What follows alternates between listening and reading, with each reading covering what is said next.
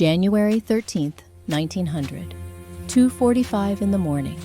Outside, the blizzard screamed across the sand hills of Nebraska at negative 28 degrees Fahrenheit. We've received new Wind intelligence that gusts changes hit 60 everything. miles per hour. We need to reconsider our Visibility strategy zero. immediately. The kind of storm that killed livestock in their pens and froze men solid before they reached their own barn doors. 3 miles east of Valentine, inside Thomas Hartley's log cabin, the family huddled around a dying fire. Despite burning logs all night, the interior temperature had dropped to 19 degrees. Thomas's daughter, 8-year-old Clara, lay wrapped in every blanket they owned. Her lips had turned blue. Her breathing came shallow and fast. 3/4 of a mile away, 14 people slept comfortably at 62 degrees Fahrenheit in a house built entirely of hay bales. The builder was a 40-year-old Norwegian widow named Ingrid Larsen. Everyone had laughed until that night. 3 months earlier, at the October town meeting, Ingrid had stood before her neighbors and announced her intention to construct a dwelling from compressed prairie grass. Thomas Hartley, who owned the largest lumber operation between Valentine and the Platte River, had smiled the way wealthy men smile at foolish ideas. "Mrs. Larsen," he'd said, his voice carrying across the crowded room, "hay bales are for feeding cattle. Lumber is for housing families." The room had erupted in laughter. Callum Morrison, a Scottish engineer who'd surveyed half the homesteads in the county, shook his head. "Structurally unsound. The first heavy snow will collapse it." Amos Clark, the town's only doctor, had frowned with what he likely believed was professional concern. "Fire hazard, one spark and the whole thing goes up." Ingrid had said nothing. She'd simply nodded, sat down, and the meeting had moved on. But on January 13th, when Thomas Hartley carried his unconscious daughter through a killing blizzard, it was Ingrid's door he pounded on. It was Ingrid's Hay-Bale fortress that saved his child's life. The question wasn't whether a widow could build a house from grass. The question was what Ingrid Larsen understood about physics survival and the Nebraska winter that an entire town of experienced homesteaders had missed. "Listen!" Ingrid Larsen had arrived in the Sand Hills in the spring of 1897 with her husband Peter and their son Niels, then 10 years old. They'd emigrated from Trondheim, Norway, where Peter had worked as a wheelwright, and Ingrid's father had been a master carpenter for 43 years. Peter had purchased 40 acres, 20 miles southwest of Valentine, for $87. The land came with nothing but prairie grass and wind. Like most settlers, Peter built what he knew a log cabin, 14 feet by 16 feet. Cottonwood logs, chinked with clay and grass. A stone fireplace on the north wall. It took him 6 weeks and cost $42 in materials. The winter of 1897 arrived early. By December, temperatures regularly dropped below zero. Peter kept the fire burning day and night. It didn't matter. At negative 15 degrees outside the cabin's interior, never rose above 25 degrees Fahrenheit. The cottonwood logs contracted in the cold. The chinking cracked. Wind came through gaps you could slide a knife blade into. Peter developed what Amos Clark diagnosed as lung fever. On January 8th, 1898, while the fire burned and Ingrid held his hand, Peter Larsen died. The interior temperature of the cabin that morning was 23 degrees. Ingrid swore 2 things that day. First, her son would never sleep cold again. Second, no one else would die in a house she could have prevented. For 18 months, Ingrid worked as a seamstress in Valentine. She mended shirts, altered dresses, sewed curtains for the new hotel. She saved every penny. By the summer of 1899, she had $87, not enough to build a proper log cabin. Lumber prices had risen. Thomas Hartley's newest homes cost upward of $280.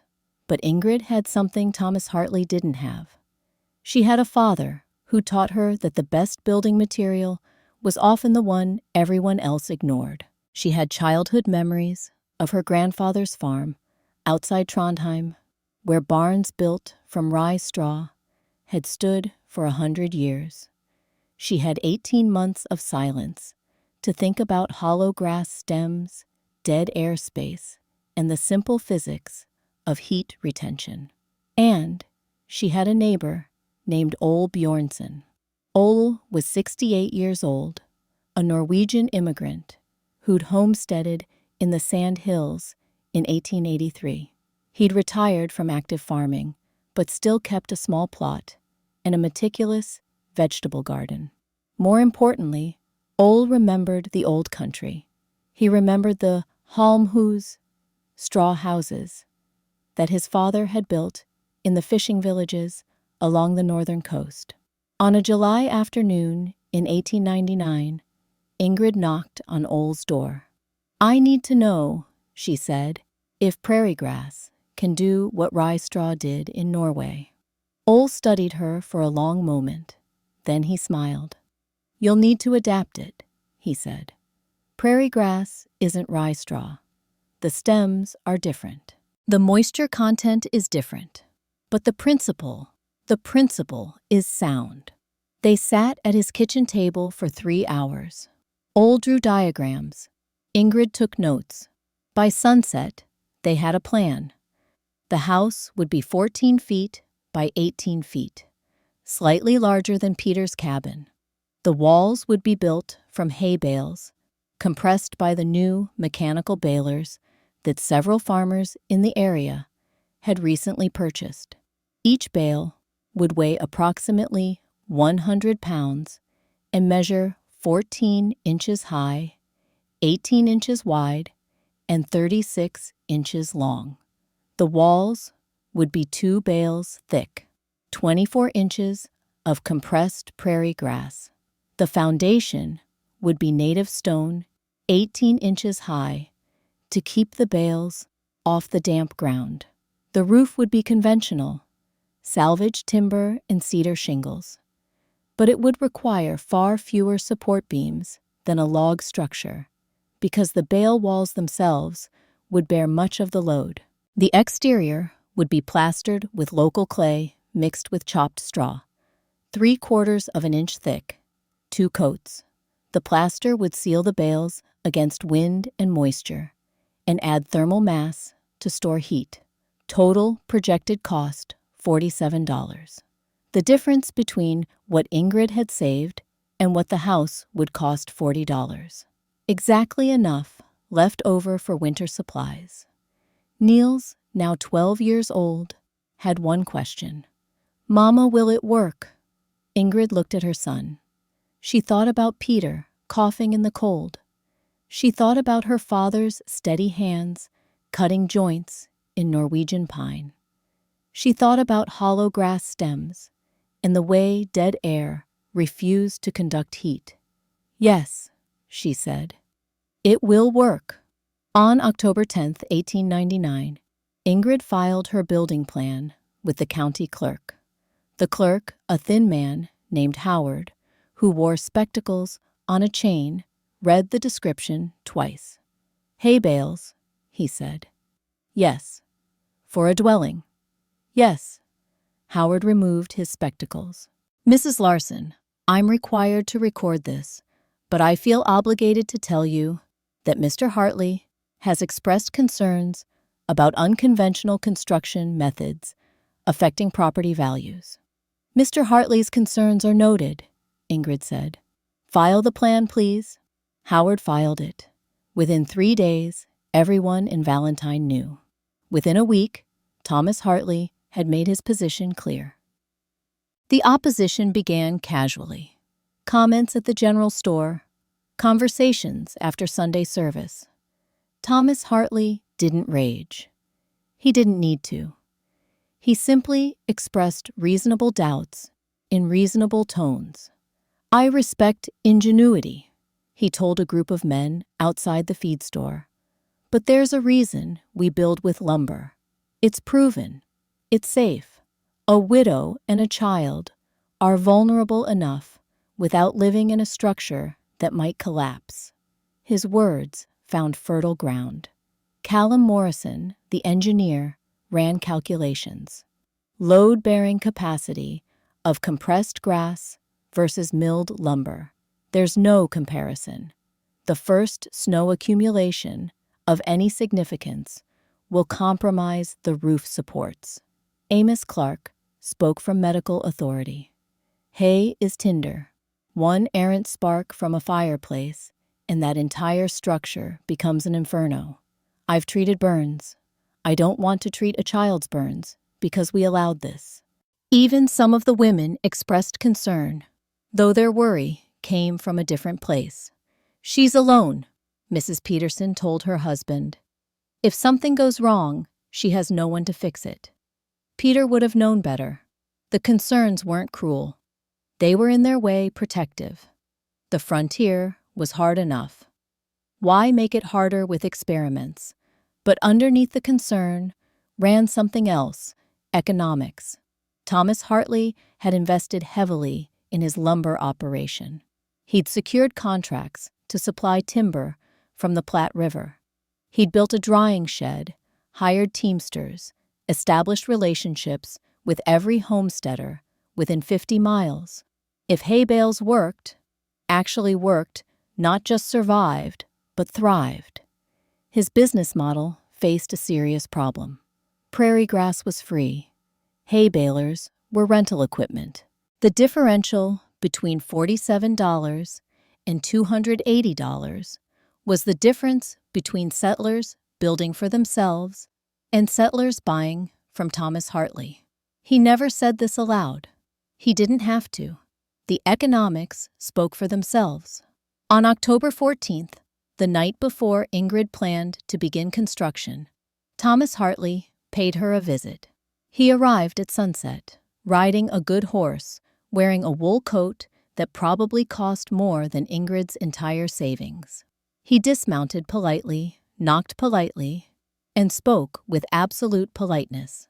"Mrs. Larson, I've come to make an offer." Ingrid stood in the doorway. Niels watched from inside. "I'll sell you lumber at cost," Thomas said. "No markup. 40% below normal pricing. You can build a proper cabin for $160. I'll extend credit, $5 a month, manageable payments." "I have $87, Ingrid said. "Then you'll finish in under 3 years. Better than risking your life and your son's life on untested construction." The wind moved through the grass. The sun touched the horizon. "Mr. Hartley," Ingrid said, "I appreciate the offer. But I'm starting tomorrow." Thomas's jaw tightened. "You're making a mistake. Perhaps. When it fails, if it fails," Ingrid interrupted, "it's my failure, my risk, my responsibility." Thomas stared at her. Then he mounted his horse. "I hope you're right," he said. "I truly do. But hope doesn't keep children warm." He rode away. Inside, Niels looked up at his mother. "What if he's right, Mama? What if it doesn't work?" Ingrid closed the door. She lit the lamp. Outside, the temperature was already dropping toward 40 degrees.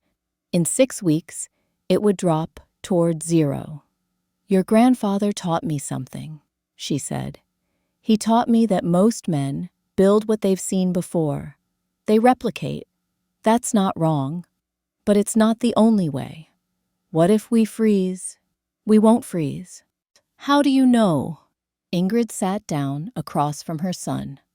She spoke carefully, the way her father had spoken to her when she was 12, and learning to cut compound miters. "Niels, do you know why goose down keeps you warm? It's soft. It traps air. Thousands of tiny air pockets. Air is a terrible conductor of heat. When air can't move, it can't carry warmth away from your body. That's why down works. That's why wool works. That's why snow insulates an ice house. She pulled a single stem of dried prairie grass from her apron pocket. She held it up to the lamplight. Look at this. What do you see? Grass. Look closer. Niels examined it. The stem was hollow. It's empty inside. Exactly. Every stem of prairie grass is a hollow tube.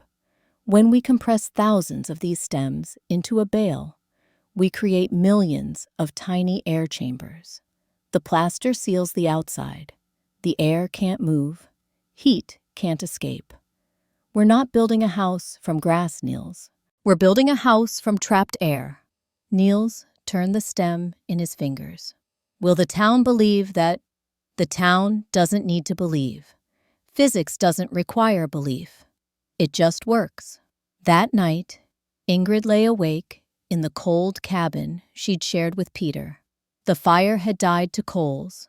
The temperature inside had dropped to 38 degrees. Outside, the autumn wind carried the first whisper of winter. She thought about her father's hands. She thought about Ole's diagrams. She thought about hollow stems and dead air, and the simple, elegant fact that the best insulation in nature was nothing more than stillness. She thought about Thomas Hartley's reasonable concerns and Callum Morrison's engineering calculations and Amos Clark's warnings about fire. And she thought about Peter dying in a house that couldn't hold warmth. Tomorrow she would start digging the foundation. Tomorrow, the real work would begin. Tomorrow she would prove that observation mattered more than assumption, that measurement mattered more than tradition, and that a widow with $87 and a clear understanding of physics could build something that would outlast the skepticism of men who'd never stopped to wonder why a hollow stem of grass stayed dry inside, even when the prairie was soaked with rain. The wind rattled the cabin's loose chinking. Ingrid closed her eyes. She'd need her strength for what was coming. October 15th, 1899. Dawn came cold and clear, 42 degrees at sunrise. Ingrid had breakfast ready before first light, oatmeal black coffee, 2 hard-boiled eggs each. Niels ate without speaking. He understood that today required focus. Ole Bjornson arrived at 6:30, driving a small wagon loaded with tools, a surveyor's level, stakes and string, 3 shovels, 1 for each of them, a sledgehammer, a heavy iron bar for breaking hardpan. They didn't waste time on pleasantries. The first task was simple: mark the footprint, 14 feet by 18 feet, oriented with the long axis running east-west to minimize the northern wall's exposure to winter wind. Corners staked with absolute precision. Ole handled the surveyor's level, while Ingrid drove the stakes. Every corner, every measurement, checked twice. By 8 o'clock, they began excavating. The foundation trench would be 12 inches deep, 16 inches wide, running the entire perimeter. Inside that trench, they would build a stone wall, 18 inches high. The bales would rest on top of that wall, never touching earth, never wicking moisture from the ground. Digging went slowly. The prairie soil was dense. Roots tangled every shovel blade. Niels worked beside his mother, matching her rhythm, saying nothing. By noon, they'd completed the north wall trench. Ingrid's hands blistered. She wrapped them in cloth and kept digging. By sunset, the entire perimeter was complete. 28 feet of trench, excavated by hand, 12 inches deep, perfectly level. They ate cold biscuits and dried beef. No fire, no wasted time. Tomorrow, Ole said, we gather stone. Ingrid nodded. That night, She soaked her hands in cold water from the well. Niels was already asleep. Through the cabin's gaps, she could see stars. The temperature had dropped to 35 degrees. In 6 weeks, it would be below zero. She had 31 working days until November 15th. 31 days to finish before the hard winter set in. She wrapped her hands in clean cloth and lay down. Outside, the wind picked up. The prairie grass whispered. And somewhere in Valentine, Thomas Hartley sat in his warm house and wondered if he'd been too gentle in his warnings. He'd find out soon enough. They all would. October 16th through 21st. Stone gathering. The foundation required stone. Not just any stone. Flat limestone pieces large enough to stack, small enough to move. Ingrid knew where to find them. 2 miles north, a creek had cut through limestone bedrock for 10,000 years, leaving broken slabs scattered along both banks. They made 4 trips. Ole drove the wagon. Ingrid and Niels selected stones, testing each one for weight and shape. They needed pieces that would stack tight, minimize gaps, create a solid platform. Each trip took 3 hours. Load the wagon, drive back, unload, stack by size. Repeat. By October 21st, they had enough, approximately 2 tons of limestone, in varying sizes, from 10 pounds to 40 pounds each. The actual construction began on October 22nd. Ole mixed mortar. Simple recipe, local clay sand from the creek bed water. No lime, no cement, just what the earth provided, mixed to the consistency of thick porridge. Ingrid laid the first stone at the northeast corner at 7:15 in the morning. She worked methodically. Set the stone, check level, apply mortar, set the next stone, check level again. The wall rose slowly, 1 inch per hour. Ole prepared mortar. Niels carried stones, learning to anticipate which size his mother would need next. No one spoke unless necessary. By sunset, the north wall stood 18 inches high, perfectly level, across its entire 14-foot length. They ate in silence. Bread, cheese, water. The next morning, they started again. October 28th. The foundation was complete. 4 walls of stacked limestone, 18 inches high, forming a perfect rectangle, 14 feet by 18 feet. Every corner square. Every wall level to within 1/4 inch across its entire length. Mortar joints tight enough that you couldn't slide a knife blade between stones. Ingrid stood back and examined their work. "It'll hold," Ole said. Ingrid nodded. She didn't need confirmation, but she appreciated that Ole understood the importance of precision. Everything that came next depended on this foundation being absolutely right. That afternoon, they laid tar paper across the top of the stone walls. The paper would create a moisture barrier, preventing any ground dampness from wicking up into the hay bales. On October 29th, the first hay bales arrived. Thomas Hartley's teamster, a man named Donald, who rarely spoke, delivered them. 60 bales, each one compressed by Samuel Richardson's new mechanical baler, rented for $4 a week. The bales were dense, heavy golden. They smelled like summer. Donald stacked them carefully, said nothing about what they were for, and left. Within an hour, half the town knew. By that evening, Callum Morrison had ridden out to watch. He sat on his horse at a distance, studying the foundation, the tar paper, the stack of hay bales. He didn't approach. He didn't speak. After 20 minutes, he rode away. Ingrid noticed, but didn't acknowledge him. She had work to do. The construction of the walls required a specific technique. Each bale weighed between 95 and 105 pounds. The dimensions varied slightly. Mechanical balers in 1899 weren't precision instruments, but averaged 14 inches high, 18 inches wide, 36 inches long. The walls would be built 2 bales thick. The first course would run lengthwise along the foundation. The second course would run perpendicular, creating a running bond pattern. This staggered arrangement would give the walls maximum strength. Ingrid started with the north wall. She and Niels lifted the first bale together, positioned it on the northeast corner, aligned it precisely with the foundation edge.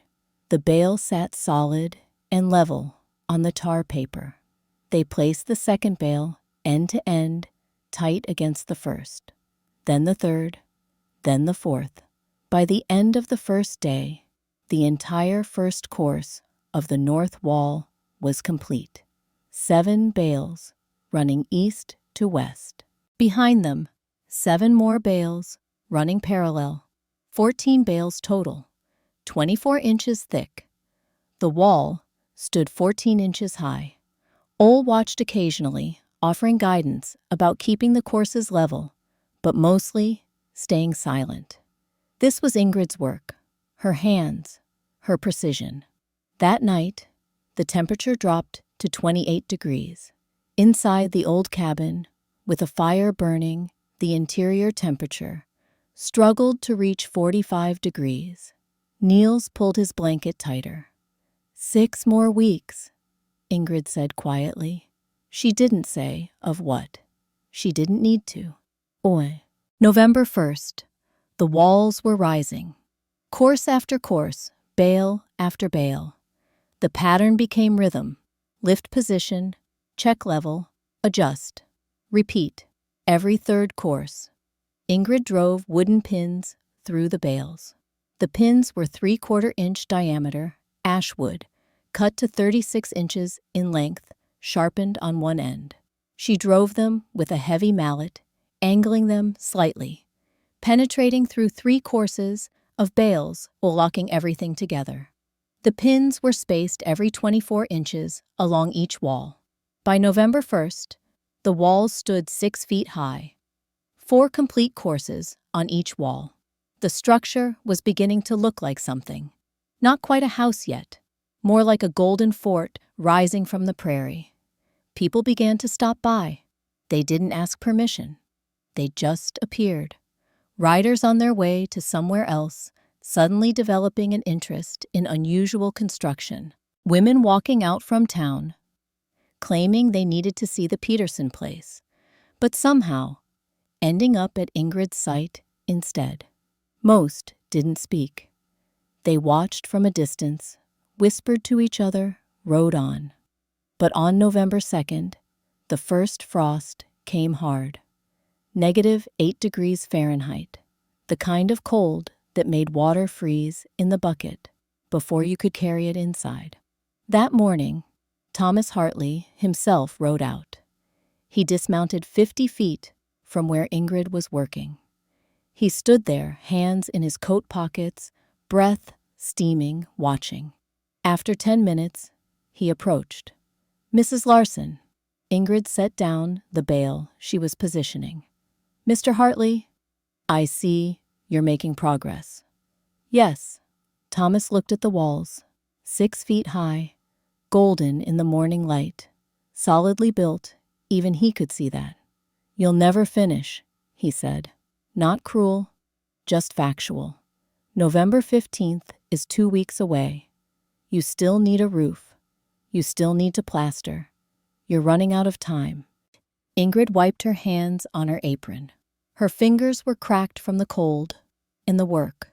She looked at Thomas Hartley directly. "Mr. Hartley, I'll finish November 19th. The roof will take 1 week. Plastering will take 1 week. I've calculated the labor hours. I know exactly where I am." Thomas frowned. "You've calculated?" "Yes, I've calculated 347 hours of work total. I'm at hour 192. I'm on schedule." For a moment, Thomas said nothing. He looked at this 40-year-old widow with cracked hands and steady eyes, and something shifted in his expression. "I hope you're right," he said quietly. Then he mounted his horse and rode away. Ola, who'd been loading more bales, walked over. "He's worried," Ole said. "About me. About what it means if you succeed." Ingrid picked up her mallet. "Then he should worry at it." The window frames went in on November 3rd. Ingrid had built them herself in September before announcing her plans. Simple frames, 24 inches wide, 36 inches tall. Solid pine, carefully joined corners. She'd measured them to fit precisely into the bale walls, accounting for the width of 2 bales. Installing them required precision. The bales had to be notched, carved away to create a rectangular opening where the frame would sit. Ingrid used a sharp knife, cutting through the compressed grass, slowly removing material until the frame fit perfectly. 2 windows on the south wall for winter sun, 1 window on the east wall for morning light, none on the north wall where winter wind would hit hardest. By evening, all 3 windows were installed. The frames sat flush with the exterior surface of the bales, mortared in place with the same clay mixture Ole had used for the stone foundation. Niels stood inside the structure, looking out through the southern windows. "It feels different now," he said. "More like a house." Ingrid was outside, checking the frame alignment one more time. "It's not a house until it has a roof." "When does the roof go on?" "Next week." That night, the wind picked up. Gusts hit 30 miles per hour. The bale walls didn't move, didn't flex, didn't shift. The pins held. The running bond pattern distributed force exactly as it was supposed to. Callum Morrison rode by the next morning. He didn't stop, but Ingrid saw him studying the walls, saw the way his expression changed from skeptical to uncertain. She went back to work. November 5th, the 8th and final course of bales went on. The walls now stood 8 feet 4 inches tall, exactly the height Ingrid had designed. The top course was level across all 4 walls to within 1/8 of an inch. She'd used 187 wooden pins, total driven through the bales, at precise intervals, locking the entire structure into a single, solid unit. Now came the roof. Ole had salvaged the timber over the previous month. 6 main beams, each roughly 6 inches in diameter, 8 feet long. Cottonwood seasoned straight. Not perfect lumber, but sufficient. The advantage of the Hay-Bale design became apparent immediately. In a conventional log cabin, the roof required extensive structural support, at least 20 beams to span the distance and bear the weight of snow. The walls alone couldn't carry the load, but Hay-Bale walls were different. Compressed grass, locked together, distributed weight across the entire top surface.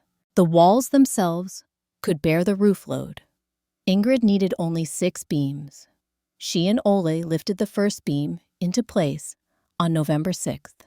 It ran east to west across the top of the north and south walls, resting directly on the compressed bales. They positioned it carefully, centered level. Then the second beam, parallel to the first, spaced 3 feet away. By November 8th, all 6 beams were in place. The framework was complete. Cedar shingles came next. Ingrid had purchased them in September. $12 worth, the single largest expense, besides the baler rental. She'd bought extra, knowing she couldn't afford mistakes. The shingles went on in overlapping rows, starting at the bottom edge of the roof and working upward. Each shingle overlapped the one below it by 2 inches. Each row was nailed to the beams with hand-forged nails. The roof pitch was 6 to 12, a 6-inch rise for every 12 inches of horizontal distance, steep enough to shed snow, not so steep that installation became dangerous. Ingrid worked from a ladder, Niels handed up shingles, Ole checked the overlap and alignment. On November 8th, the first snow came. Not much, just 2 inches. But it accumulated on the partially completed roof, and the town held its breath. Would the structure hold? The next morning, the sun came out. The snow began to melt. Water ran down the completed portion of the shingled roof exactly as it was supposed to. The uncompleted section dried quickly in the wind. The walls hadn't flexed. The beams hadn't sagged. The structure stood solid. By November 11th, the roof was complete. Every shingle in place, every nail driven, the structure was weather-tight. Ingrid stood back and looked at what she'd built. A house. Not yet finished, but unmistakably a house. 4 walls of compressed prairie grass, 2 feet thick. A solid roof, 3 windows. A door frame waiting for its door. Ole walked around the perimeter one more time, checking everything with the critical eye of a man who'd built structures for 50 years. "It's good work, Ingrid." She nodded. Good wasn't the goal. Functional was the goal. Survival was the goal. But she'd take good. November 12th. Plastering began. The plaster mixture was simple, but required precision. Local clay dug from a deposit 300 yards west of the building site. Chopped straw, cut to 1-inch lengths. Water. The ratio was critical: 3 parts clay to 1 part straw to 1 part water. Ole mixed the first batch in a large wooden trough, kneading it with his hands until the consistency was right. Not too wet, not too dry. Thick enough to stick to vertical surfaces, smooth enough to spread evenly. Ingrid applied it with a wooden trowel, working from the bottom of the wall upward. The first coat would be 3/4 of an inch thick, covering every exposed surface of the hay bales. The purpose was threefold. First, seal the bales against wind. Even compressed grass had tiny gaps. The plaster filled them, creating an airtight barrier. Second, protect the grass from moisture. Rain, snow, ice. The plaster would take the weather's abuse, keeping the bales dry underneath. Third, add thermal mass. Clay holds heat. During the day, the plaster would absorb warmth from the sun. At night, it would release that warmth slowly into the interior. Ingrid worked systematically, bottom to top, left to right. The plaster went on smooth. She'd learned the technique from her father, who'd plastered the interior walls of dozens of houses in Trondheim. By sunset, the entire north wall had its first coat. The plaster needed to cure, 5 days minimum before the second coat could be applied. Ingrid marked the calendar, November 17th, for the second coat. She was still on schedule. November 13th through 8th, waiting. The plaster cured. Ingrid used the time to build the door, another task she'd handle herself. Solid pine planks, tongue and groove joints, heavy iron hinges, salvaged from an abandoned homestead 6 miles south. Niels helped learning how to plane wood, how to check for square, how to mount hinges so the door would swing true. In town, the talk continued. Sarah Hartley mentioned to Mrs. Peterson that she'd ridden past Ingrid's place, and the structure looked surprisingly solid. Mrs. Peterson mentioned to Amos Clark that the roof appeared to be actually quite well constructed.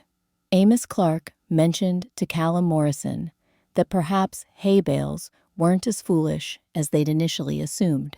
Callum Morrison said nothing, but he rode out to look at the structure twice more. On November 15th, The weather turned. The temperature dropped to 12 degrees Fahrenheit. A cold front, pushing down from Canada, the kind that signaled the true beginning of winter. Inside the old cabin, despite a fire burning since morning, the interior temperature never rose above 32 degrees. Water froze in the bucket. Niels's breath came out in clouds. Ingrid looked at her son and made a decision.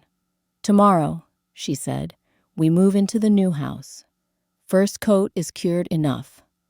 We'll apply the second coat while living there." Niels's eyes widened. "But you said—" "I said we'd finish November 19th. We will, but we'll finish while living there, not freezing here." November 16th, move-in day. They didn't have much to move. 2 beds, a small table, 3 chairs, cooking pots, blankets, clothes, personal items that fit in a single trunk. It took 3 trips. By noon, everything was inside. The house had no plaster on the interior walls yet, no second coat on the exterior. But the roof was solid. The windows were in, the door was hung.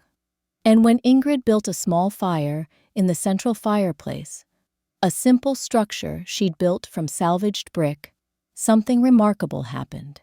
The interior temperature began to rise, slowly at first, then steadily. By 4 o'clock in the afternoon, with the fire burning moderate, the interior temperature reached 52 degrees Fahrenheit. Outside, it was 12 degrees, a 40-degree differential. Ingrid sat at the table and made notes in her journal. Temperature readings, time stamps, observations. At 6 o'clock, she added 2 logs to the fire. By 8 o'clock, the interior temperature had reached 58 degrees.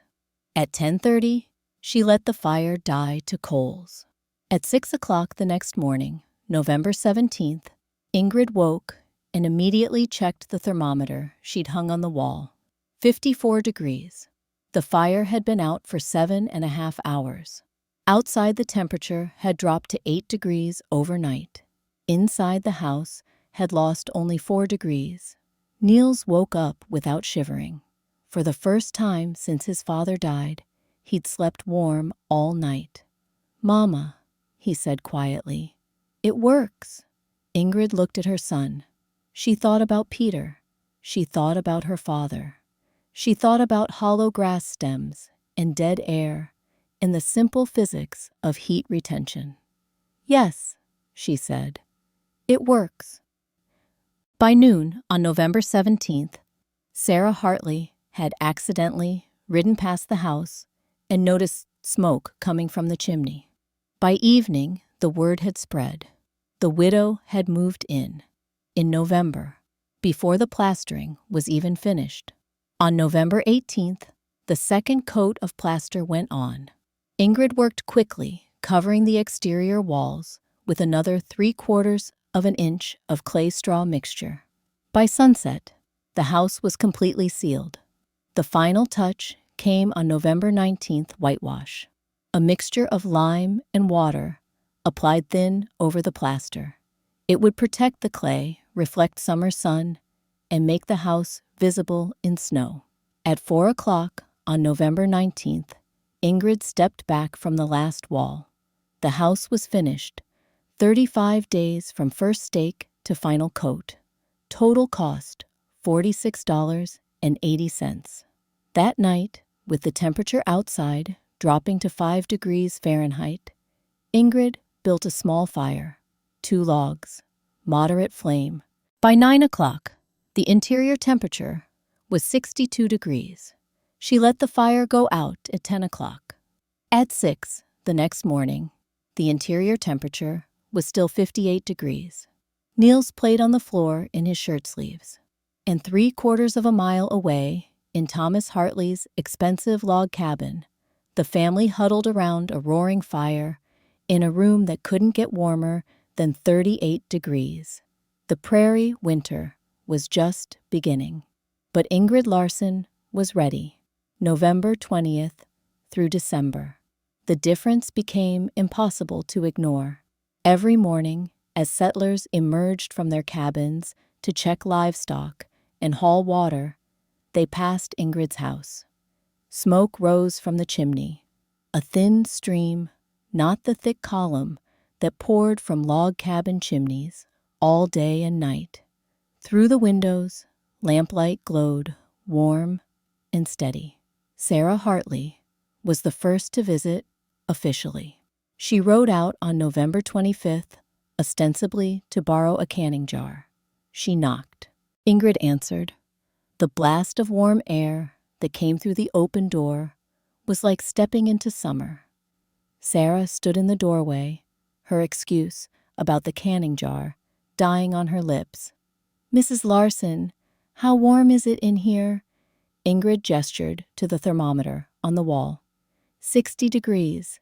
The fire's been out since 9 last night. Sarah looked at the small fireplace.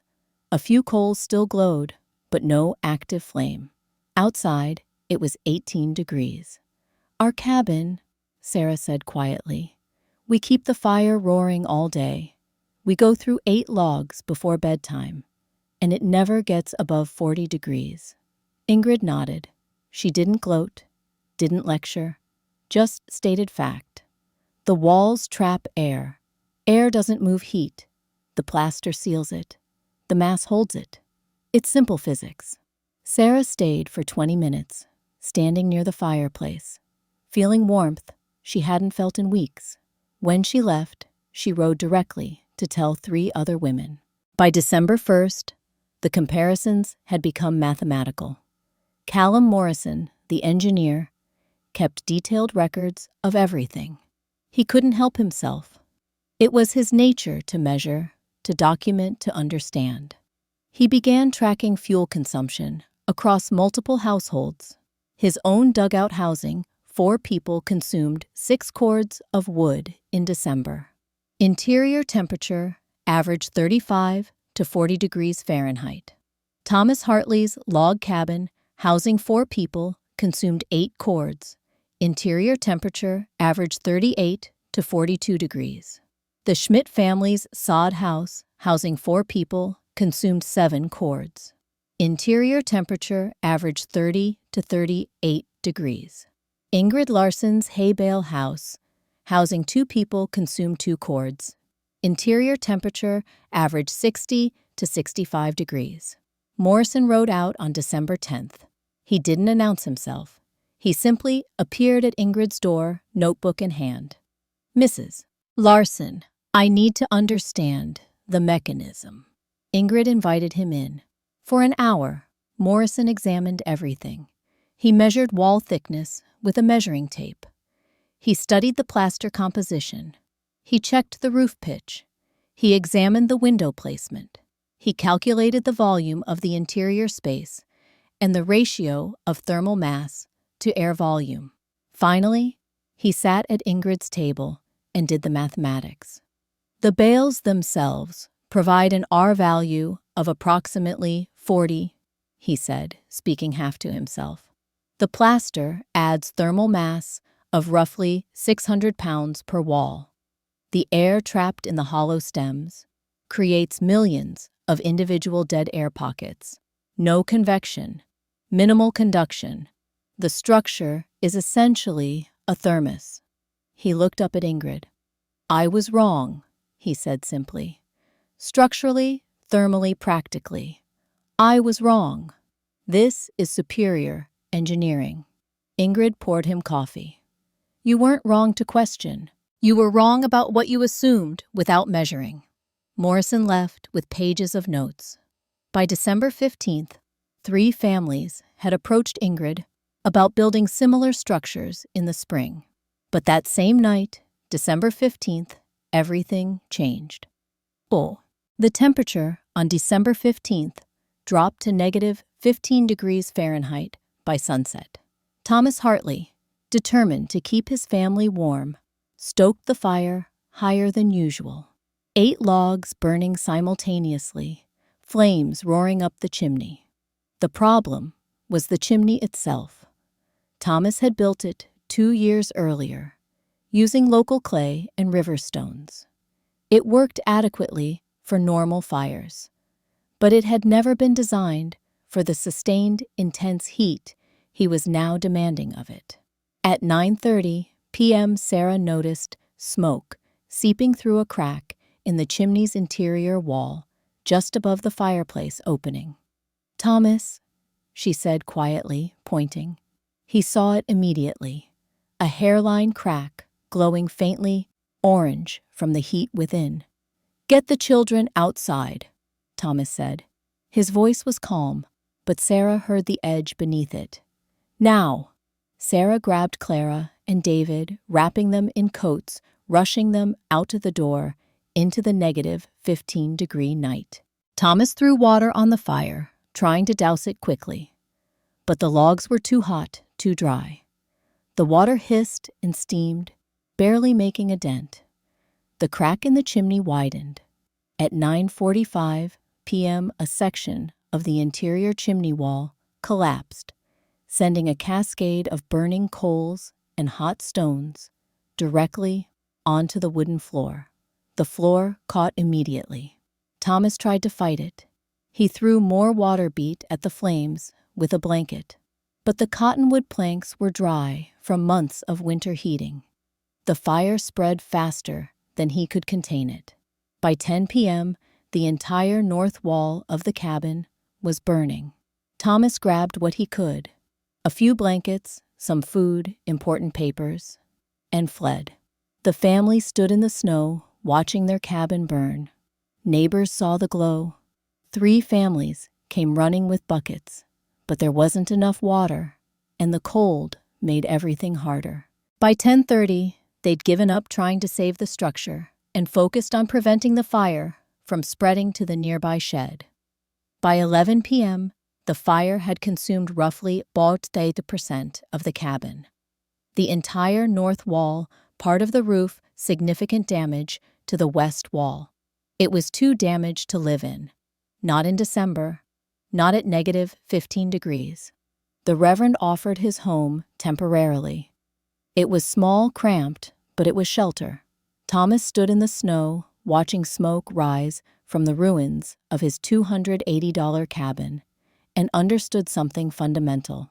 Money couldn't prevent this. Lumber couldn't prevent this. Traditional construction methods had failed him twice now. First through inadequate insulation, now through catastrophic fire. Ingrid's house had neither problem.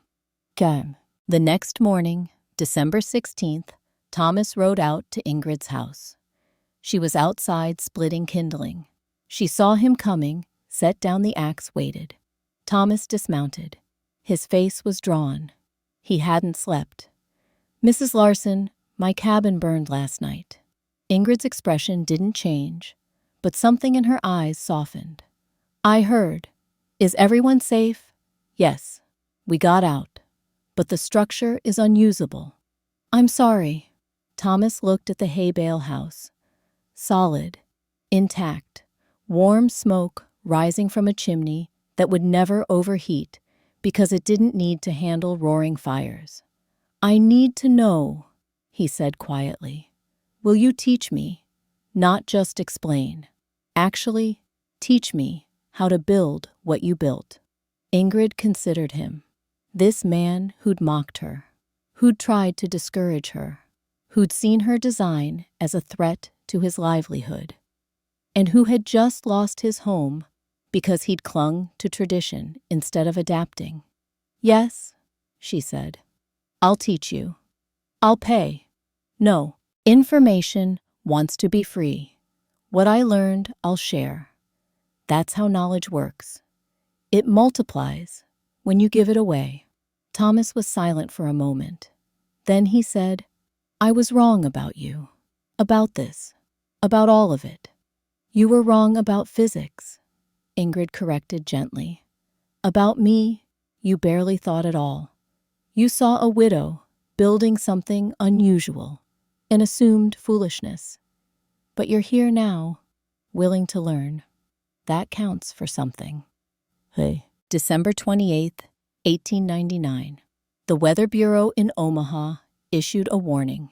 A major storm system was forming over the Canadian plains. Predicted arrival January 10th through 9th. Expected conditions: temperatures below -20 degrees Fahrenheit, sustained winds over 50 miles per hour, heavy snow accumulation, the kind of blizzard that killed people. Valentine's General Store sold out of firewood by December 30th. Families who'd been conservative with fuel suddenly panicked. Thomas Hartley, despite his own losses, made emergency lumber runs to the Platte River, hauling logs in sub-zero temperatures, selling them at cost just to help people prepare. Ingrid simply stocked extra hay bales around the base of her house, adding insulation. She had 3 cords of wood, more than enough. She'd learned that her house required so little fuel that excessive preparation was unnecessary. On January 3rd, 1900, the temperature dropped to -2 degrees Fahrenheit. Cabins throughout the settlement began showing strain. Morrison's dugout developed condensation issues, moisture collecting on the earthen walls, then freezing when temperatures dropped. By January 8th, the interior walls were coated with a 1/4 inch of ice. The Schmidt family's sod house was crumbling. Frozen soil chunks fell from the walls like debris from a landslide. They tried to patch it, but sod that froze became brittle. Every repair created new weak points. The Hartley family, now living with the Reverend, faced overcrowding and cold.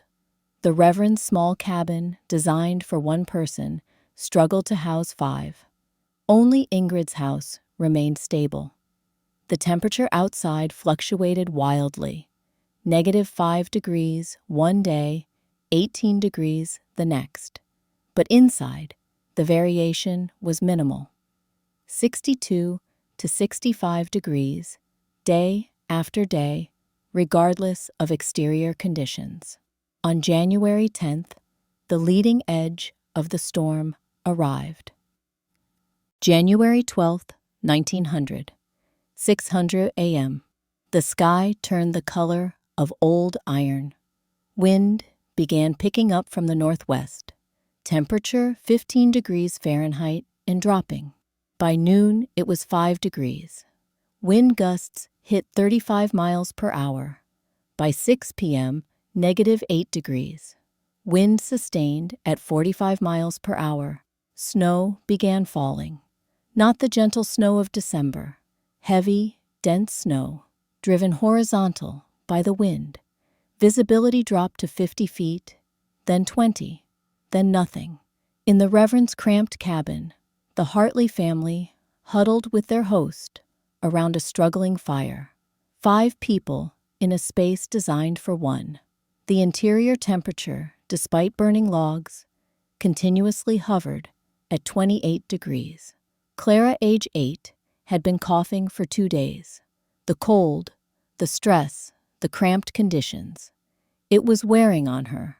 By 11 p.m., despite burning logs continuously, the interior temperature had dropped to 22 degrees Fahrenheit. The fire consumed 1 log every 40 minutes. Thomas fed it steadily, watching the woodpile shrink. Outside, the temperature hit -18 degrees.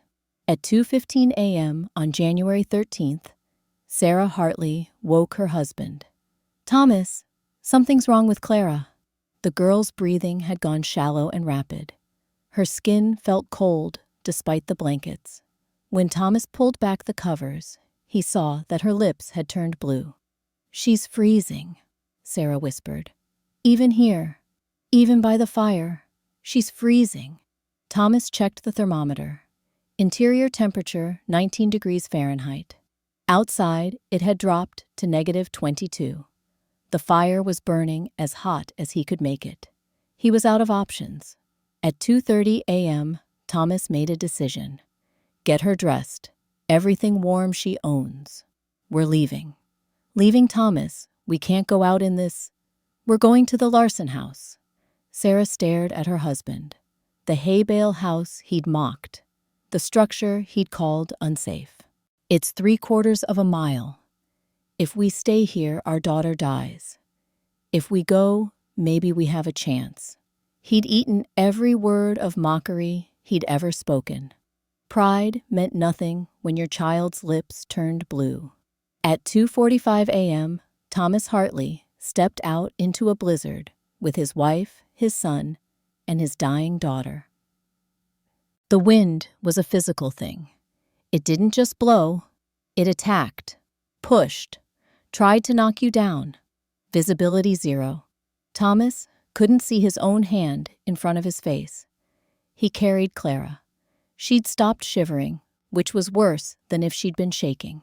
When the body stops trying to warm itself, hypothermia has progressed to dangerous levels. Sarah held David's hand. David held his father's coat. They moved as a single unit, connected, terrified of separation. 3/4 of a mile. In daylight, in summer, a 15-minute walk. In a blizzard at -22 degrees, with 60-mile-per-hour winds, it took 40 minutes. Thomas navigated by memory and luck. He knew the direction. He knew the landmarks, though he couldn't see them. The fence post 300 yards out. The small rise halfway. The creek bed that marked the final quarter mile. He walked into the fence post face first, splitting his lip. Didn't matter. Keep moving. The rise almost killed them. Wind accelerated over elevated terrain. The gust that hit them topped 70 miles per hour. It knocked Sarah down, nearly tore David from her grip. Thomas pulled them up, kept moving. When they reached Ingrid's house, Thomas couldn't feel his hands. He pounded on the door with numb fists. The door opened. Warm air hit them like a wall. Ingrid stood there, lamp in hand, already dressed. She'd heard the storm, had known someone might need help, had stayed ready. She took one look at the family and stepped aside. Inside. Now.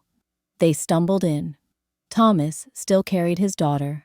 Ingrid closed the door behind them, shutting out the screaming wind. The interior temperature was 62 degrees Fahrenheit. Sarah Hartley nearly collapsed from the sudden warmth. "My daughter," Thomas said. His voice cracked. "Please." Ingrid took the girl from his arms. Clara's skin was cold. Her breathing was shallow. Her pulse was weak and rapid. Hypothermia, advanced stage. Ingrid had never trained as a doctor, but she'd grown up in Norway. She'd seen this before. "Niels, stoke the fire. Add 2 logs. Mrs. Hartley, help me remove her wet clothes. Mr. Hartley, there are blankets in the chest. Bring me 4. They moved quickly. Within minutes, Clara was wrapped in dry blankets near the fire. But Ingrid didn't put her directly against the heat. That was the mistake most people made. Trying to warm a hypothermia victim too quickly could trigger cardiac arrest. Instead, Ingrid warmed water to lukewarm temperature. She soaked cloths in it, wrung them out, placed them on the girl's core, chest, abdomen, neck. Gradual rewarming, controlled. She elevated the girl's feet slightly, improving circulation to vital organs. Then she waited. For 20 minutes, nothing changed. Clara's breathing stayed shallow. Her pulse stayed rapid. Then slowly, color began returning to her lips. Her breathing deepened. Her eyelids fluttered. At 3:45 a.m., Clara opened her eyes. "Mama!" Sarah Hartley burst into tears.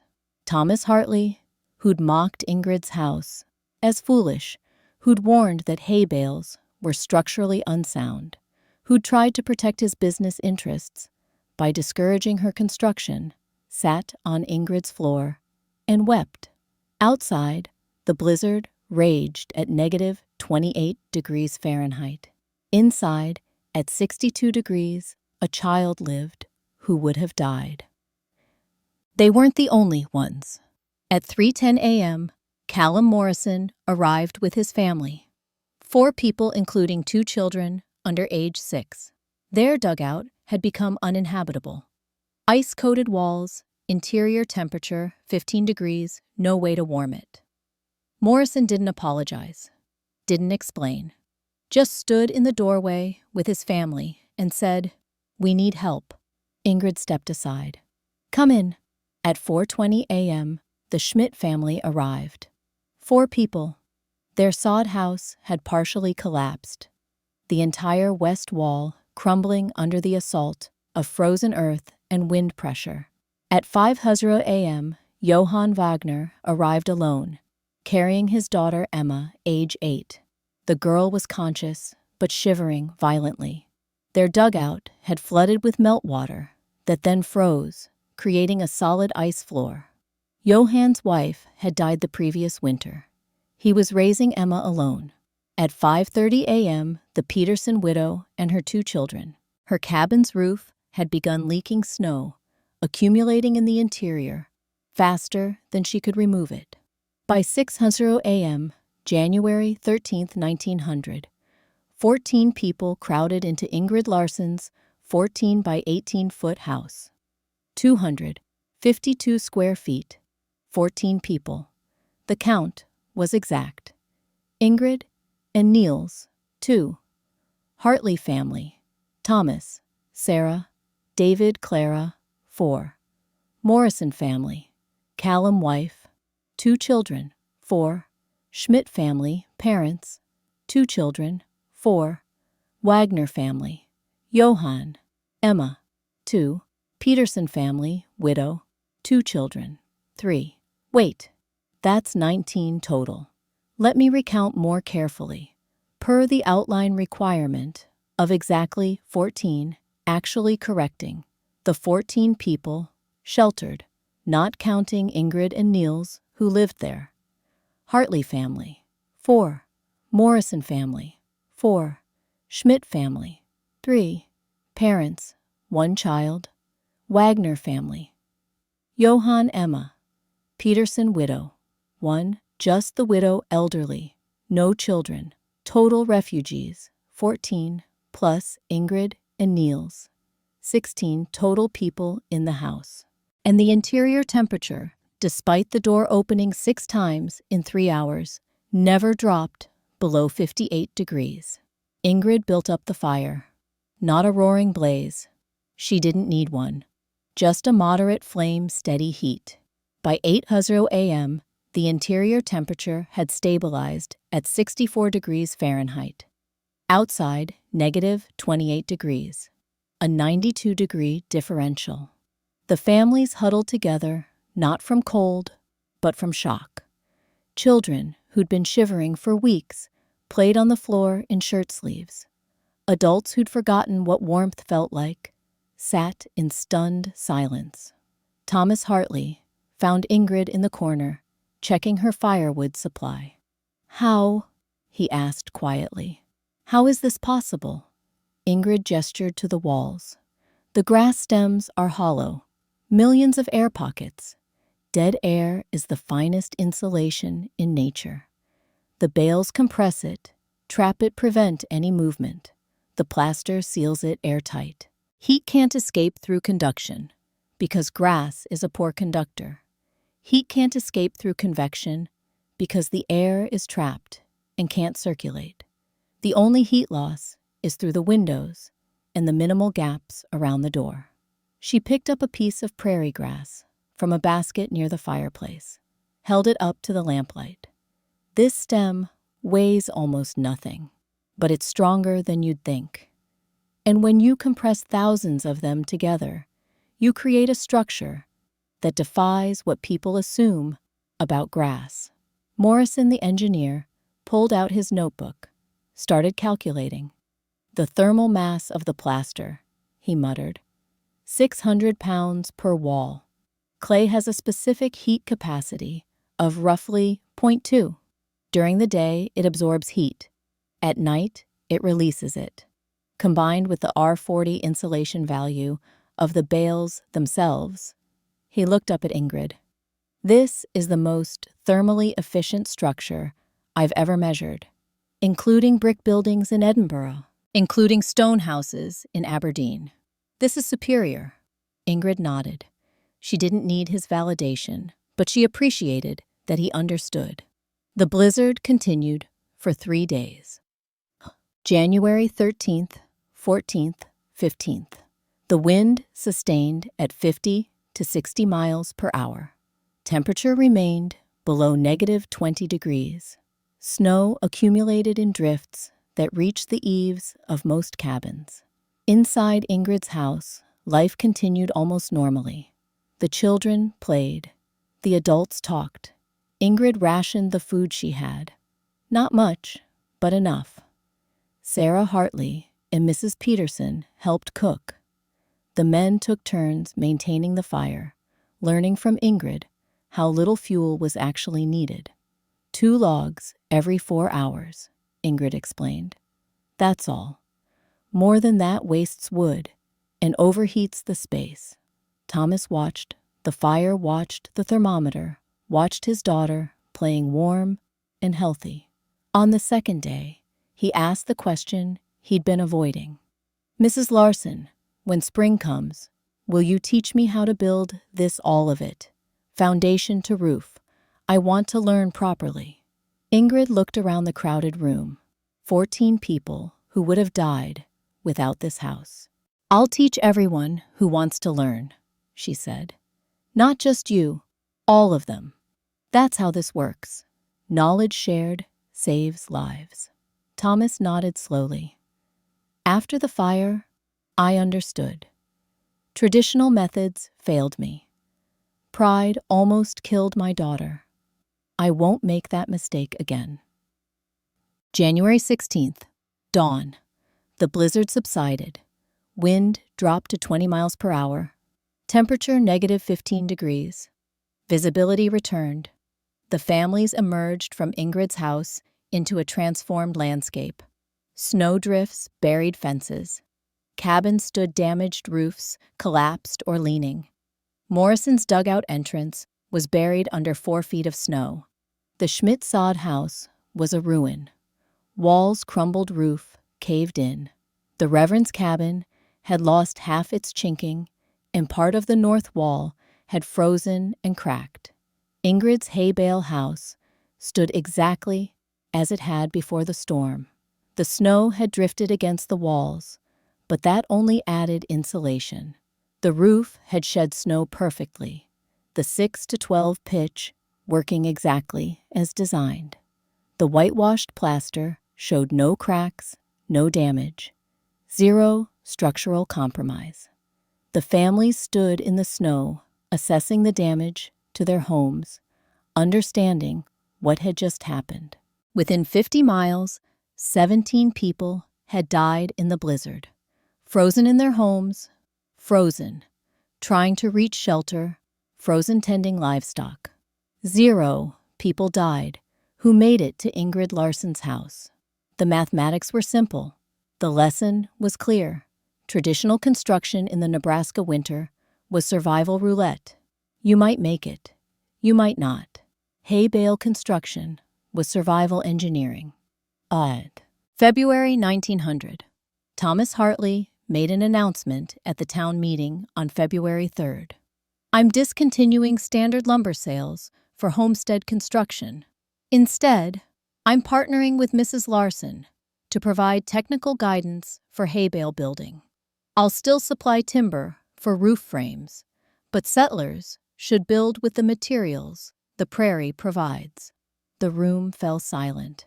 I know what you're thinking, Thomas continued. My business will suffer. It already has. But I watched my daughter nearly die. I watched my cabin burn because I insisted on methods that weren't designed for this climate. Mrs. Larson built something better for 1/6 the cost, and it saved 14 lives. He looked at Ingrid, who sat in the back row. Mrs. Larson has agreed to share her knowledge freely. She'll teach anyone the technique. I'm offering my property as a workshop space. We start February 10th. 47 people attended the first workshop. Ingrid taught them everything. Foundation requirements. Bale selection, running bond patterns, pin spacing, plaster composition, whitewash application. She answered every question, drew diagrams, explained the physics in plain language. "You're not building with grass," she told them. "You're building with trapped air.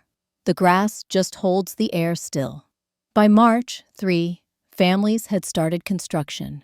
Ingrid supervised the critical stages: foundation, laying first course, placement pin, installation, plastering. By April 7, more families were building. By May 1900, 11 Hay-Bale houses were under construction in the Valentine area. By winter 1900 to 1901, 19 families lived in Hay-Bale structures. 0 cold-related deaths occurred among them during a winter that killed 12 people in conventional housing within 50 miles. The technique spread. 1901 through 1905. Word traveled through the settlement networks. Norwegian immigrants wrote to relatives in Minnesota. German settlers mentioned it in letters to Dakota Territory. The technique moved with the people, adapted to local conditions, refined through experience.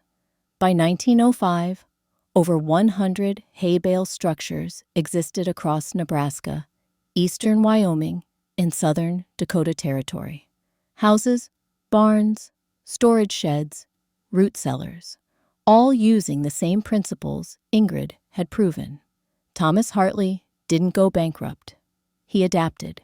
He became the primary supplier of roof timber and window frames for Hay-Bale construction. His business shifted from selling lumber for entire houses to selling the components that grass couldn't replace. He and Ingrid weren't friends exactly, but they worked together. He handled logistics. She handled technique. Between them, they helped settlers build better shelters at 1/6 the cost. Morrison documented everything. He published a technical paper in 1903, Thermal Efficiency of Compressed Grass Construction in Continental Climate Zones. It was read by agricultural engineers across 3 territories. The data was irrefutable. Hay-Bale construction provided superior insulation, required minimal maintenance, cost significantly less than conventional methods, and lasted decades when properly plastered. By 1910, Ingrid had personally consulted on 73 Hay-Bale constructions. She never charged a penny. 1928, Arthur, Nebraska. The community decided to build a church. Not just any church, a permanent structure that would stand for generations.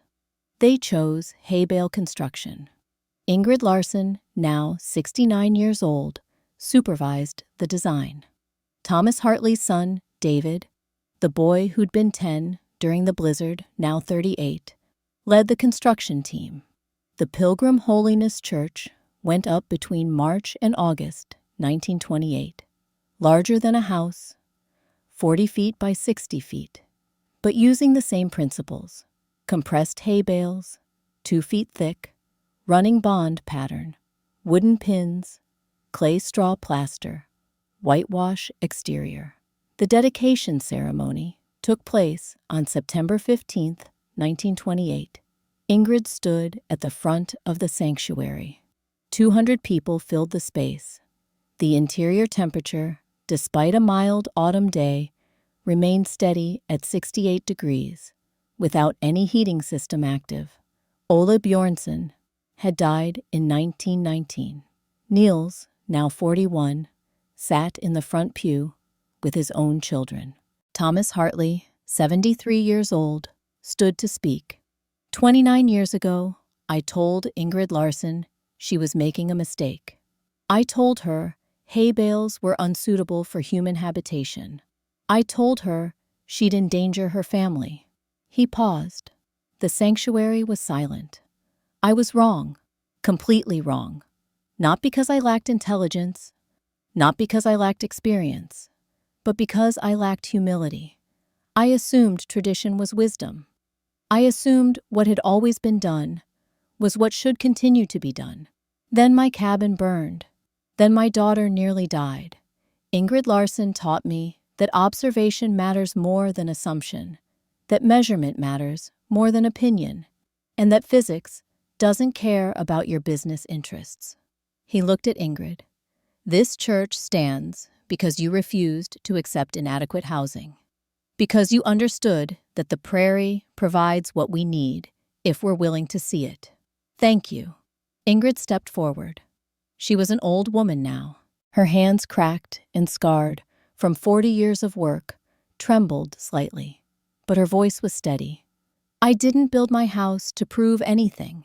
I built it because my husband froze to death in a log cabin, and I refused to let my son suffer the same. Everything else, the technique spreading this church, all of it, that's just people learning what I learned. The prairie gives us what we need. We just have to see it. She placed her hand on the plastered wall. This building will stand for 100 years, maybe more. Not because of me, because of what I learned, that the best material is often the one everyone else walks past, that innovation comes from necessity, and that knowledge shared multiplies its value. Ingrid Larson died in 1934, at 75 years old. Her original house stood until 1963, when it was carefully dismantled and relocated to the Nebraska State Historical Society.